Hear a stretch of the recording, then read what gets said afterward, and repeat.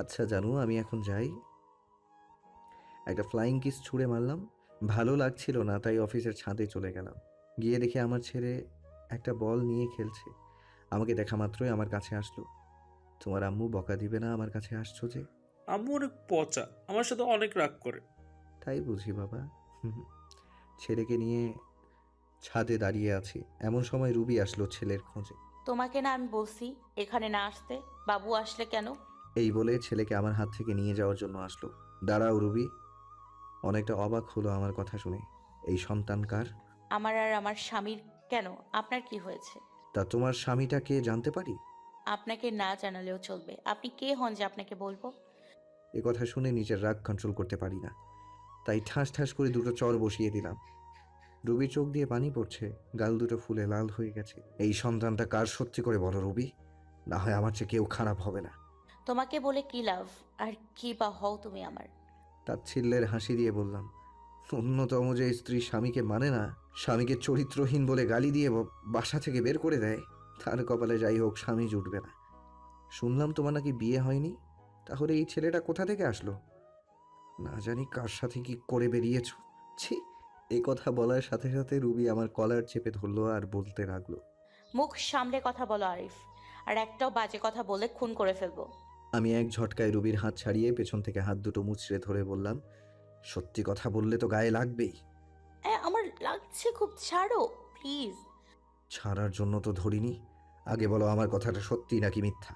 Ruby চুপ করে আছে। তাহলে আমি ধরে নেব সব সত্য। তোমার যা ইচ্ছা মনে করতে পারো, প্লিজ আমার হাত ছাড়ো, লাগছে খুব। ওয়েট ওয়েট, এত অস্থির হচ্ছ কেন? সবে তো শুরু। আগে বলো এই সন্তান কার? চুপ। কি হলো বলো না কেন? চুপ। আরে বলছো না কেন? কি হলো বলো। রুবি শুধু কেঁদেই চলছে। আঙ্কেল আঙ্কেল, তুমি মাকে ছেড়ে দাও, মা অনেক কষ্ট পাচ্ছে। ছেলের কথা শুনে আর ধরে রাখতে পারলাম না, ছেড়ে দিলাম। রুবি ছাড়া পেয়ে ছেলেকে জড়িয়ে ধরে কাঁদতে লাগলো। শক্ত করে জড়িয়ে ধরে আছে, মনে হচ্ছে আমি ছুঁ মেরে তার ছেলেকে নিয়ে যাব। রুবি ছেলেকে জড়িয়ে ধরে শুধু কেঁদে চলছে। আমি আবারও জিজ্ঞেস করলাম, রুবি এই সন্তানটা কার?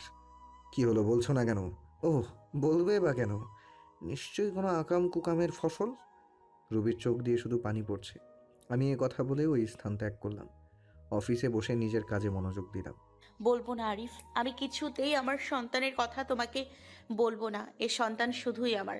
তোমাকে বললে আমার সন্তানকে তুমি নিয়ে যাবে। আমি মা হয়ে এটা কিছুতেই সহ্য করতে পারবো না। এই জীবনে আমার নিজের দোষে তোমার ভালোবাসা হারিয়ে আজ আমি নিঃস্ব। এই সন্তান এখন আমার একমাত্র সম্বল। আমি যে আমার ছেলেকে ছাড়া বাঁচবো না। মা, মা তুমি কি ভাবছো? ওই আঙ্কেল তো তোমাকে কেন মেরেছে? বলো না মা, বলো না। এতটুকু বাচ্চাকে কি বলবে রুবি, নিজের করা ভুলগুলো?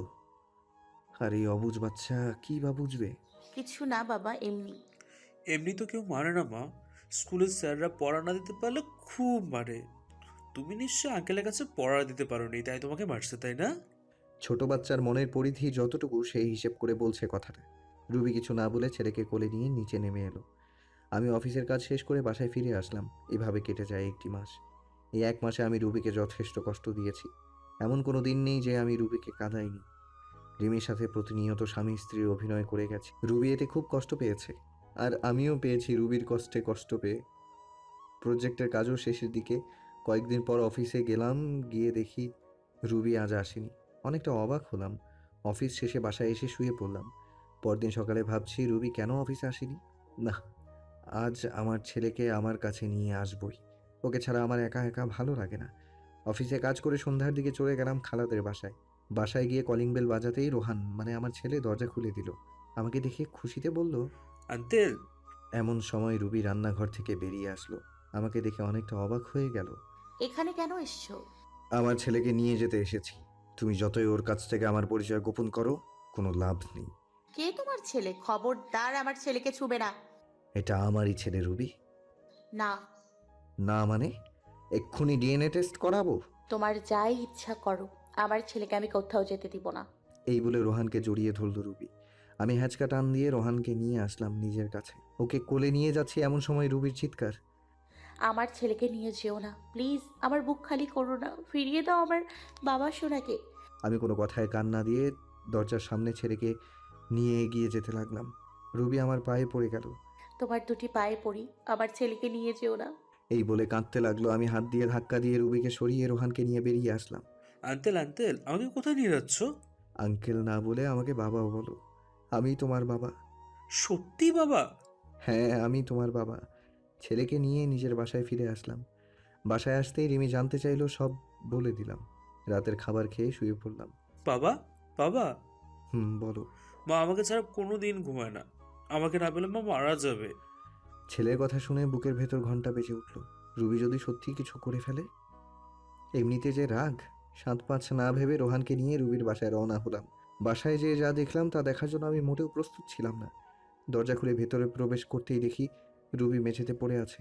কপাল ফেটে একটু রক্ত বের হচ্ছে। হাত দিয়ে রক্ত পড়ছে। সম্ভবত শিরা কাটার চেষ্টা করেছে। দেরি না করে তাড়াতাড়ি কোলে তুলে নিয়ে বিছানায় শুইয়ে দিলাম। কপালে হাত দিয়ে দেখি প্রচুর জ্বরে গা পুড়ে যাচ্ছে। সারা রাত মাথায় জলপট্টি দিলাম। নিজ হাতে বাসায় রান্না করেছি। রুবিকে নিজের হাতে খাইয়ে দিলাম। আজ 5 বছর পর রুবির এতটা কাছে আসার সুযোগ পেলাম। অন্যরকম একটা ভালো লাগার কাজ করছে মনের ভেতর। কিন্তু রুবির এখনও জ্বর কমেনি। রাতে রুবির মাথার কাছে বসে আছি। এমন সময় জ্বরের ঘোরে রুবি বলে উঠল, আরিফ, আমাকে ছেড়ে চলে যাবে না তো? আমাকে ক্ষমা করে দাও, আমি ক্ষমার অযোগ্য জানি। তুমি চুপচাপ শুয়ে থাকো তো। জ্বরের ঘোরে কি যা তা বকছো? এ কথা বলে উঠে যাব এমন সময় রুবি আমার হাত ধরে এক ঝটকায় রুবির মুখের সামনে আমার মুখ নিয়ে এলো। রুবি আমার কপাল চেপে ধরে আছে। ওর নিঃশ্বাস আমার মুখের ওপর পড়ছে। একদম খুব কাছে অবস্থান করছি আমি। আর বলতে লাগলো, আর কত কষ্ট দেবে আমাকে? বলো আরিফ, বলো। তুমি যখন অন্য মেয়ের সাথে হেসে খেলে কথা বলো, আমার প্রচুর কষ্ট হয়। মনে হয় যেন মরে যাই আমি। আমি জানি তুমি রিমিকে বিয়ে করো নাই। আমাকে তুমি খুব ভালোবাসো, এটাও আমি জানি। তোমার জীবনে অন্য কাউকে আপন করে নেয়ার আগে নিজ হাতে আমাকে মেরে ফেলো। আমি এই জীবন আর রাখতে চাই না। কষ্ট তোমার থেকে আমি বেশি পাচ্ছি। তোমার জীবনে নতুন কেউ আসলে আমি সহ্য করতে পারবো না। বিশ্বাস করো, এতদিন তোমাকে ছেড়ে থাকতে অনেক কষ্ট হয়েছে। আমি যখন আমার ভুল বুঝতে পেরেছি, সেদিন থেকে আমি তিলে তিলে শেষ হয়ে যাচ্ছি। এই 5 বছর প্রতিদিন আমি তোমার পথ চেয়ে বসে থাকতাম তুমি আসবে বলে, কিন্তু দেখো, তুমি আসতে 5টি বছর লেগে গেল। আর যখন এলে, তখন রিমিকে নিয়ে এলে। আমি ভেবেছিলাম তুমি বিয়ে করেছো, রিমি তোমার বউ। জানো, ওই দিন আমি আত্মহত্যা করতে গিয়েছিলাম, শুধুমাত্র আমার ছেলের কথা ভেবে করিনি। এই বলে রুবি চোখের জল ফেলতে লাগলো। আমাকে শক্ত করে নিজের বুকের সাথে জড়িয়ে আছে। আমি আর ছাড়াতে পারলাম না। হয়তো জ্বরের ঘোরে এসব বলছে। এসব ভাবতে ভাবতে কখন যে ঘুমিয়ে গেছি টেরই পেলাম না। সকালে ঘুম ভেঙে দেখি যে রুবি আগের মতো আমাকে জড়িয়ে ধরে শুয়ে পড়েছে।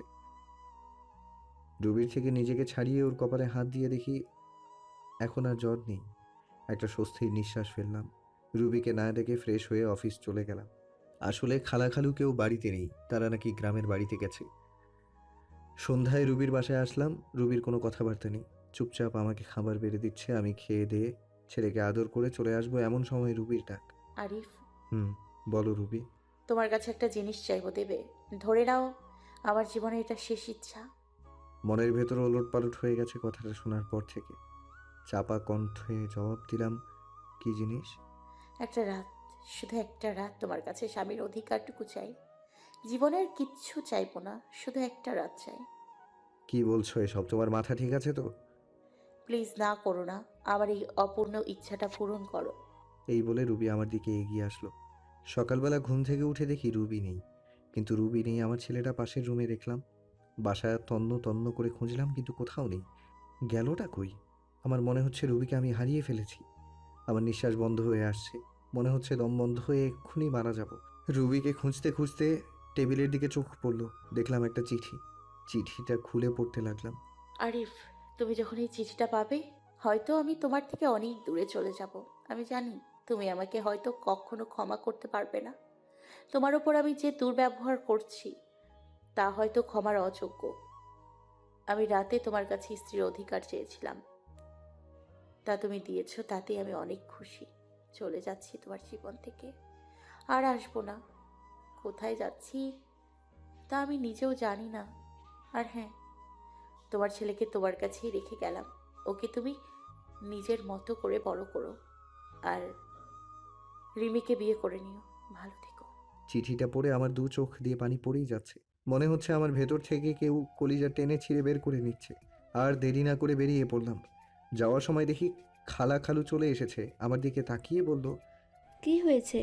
আমি শুধু বললাম, রোহানকে দেখে রেখো বলে বেরিয়ে গেলাম রাস্তায়। গোটা রাস্তা পাগলের মতো এপাশ ওপাশ খুঁজতে লাগলাম। প্রায় অনেক জায়গা খোঁজা শেষ করে এবার আশা ছেড়েই দিয়েছি, হাঁপিয়ে রাস্তায় বসে পড়লাম।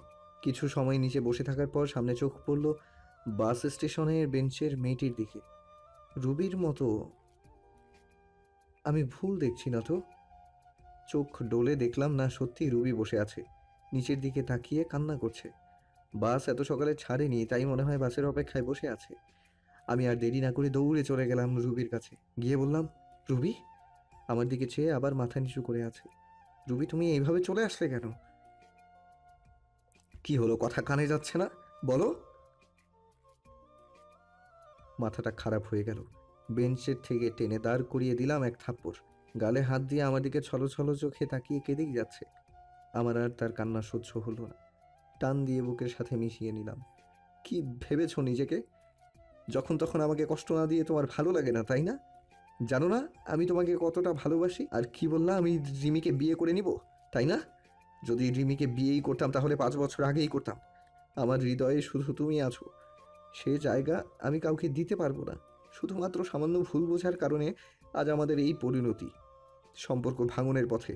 কিন্তু রুবি, একবারের জন্যই কি আমাকে বিশ্বাস করতে পারোনি সেদিন? নাকি তোমার ব্যর্থতা? রুবি ফুপিয়ে ফুপিয়ে কাঁদছে, চোখের জল মুছে দিতে আমাকে জড়িয়ে ধরে কেঁদে চলছে। আমাকে অনেক শক্ত করে জড়িয়ে ধরে আছে, মনে হচ্ছে আমাকে কেউ ছিনিয়ে নিয়ে যাবে। আমাকে ক্ষমা করে দাও আরিফ। তুমি ক্ষমা না করলে আল্লাহ আমার উপর নারাজ হবে। আমি নিজের স্বামীকে অনেক কষ্ট দিয়েছি। এই বলে আবার কাঁদতে লাগলো। আমি চোখের জল মুছে দিয়ে বললাম, পাগলি, এতে ক্ষমা চাওয়ার কি আছে? তোমার আরিফ তোমার উপর কোনো রাগ করেনি, তোমার উপর অসন্তুষ্ট হয়নি। কথা দাও, এভাবে ভালোবেসে যাবে তো সারা জীবন। হুম, এইভাবেই ভালোবেসে যাব। তারপর দুজনে বাসায় চলে আসলাম। এরপর খালাখালুর সাথে কথা বলতে বলতে রাতের খাবার খেয়ে নিলাম। আজ খালাখালু অনেক খুশি আমাদের মিল হওয়া দেখে। খাবার শেষে রুমে আসলাম, অপেক্ষা করছি রুবি আসার জন্য। কিছু সময় পর রুবি রুমে আসতে তাকে জড়িয়ে ধরলাম। কি করছো কি? ছাড়ো বলছি। আজ তো আর ছাড়ছি না। কাল তুমি স্ত্রীর অধিকার বুঝিয়ে নিয়েছো, আজ আমি স্বামীর অধিকার বুঝিয়ে নেব। এমন সময় দরজা খোলা থাকায় আমার ছেলে ঘরে আসলো। তোমরা কি করছো? হে প্রভু, হে হরিরাম, কৃষ্ণ জগন্নাথ প্রেমানন্দে। ইয়ে ক্যা হুয়া? ছেলের মুখে এমন কথা শুনে আমি কি বলবো? রবি তো আমার বুকে মুখ লুকিয়ে আছে। আসলে তোমার আম্মুর খারাপ লাগছিল তো, তাই। থাক, আর বলতে হবে না। আমি গেলাম নানুর রুমে, তোমরা থাকো। হুম। যা ভাবার ভাবুক। অনেকদিন পর বউকে পেয়েছি, সময় নষ্ট করলে চলবে না। তারপর রবিকে জড়িয়ে ধরে, ভালো থাকুক তাদের প্রেমের বন্ধন, দোয়া করি যাতে সুখে থাকে।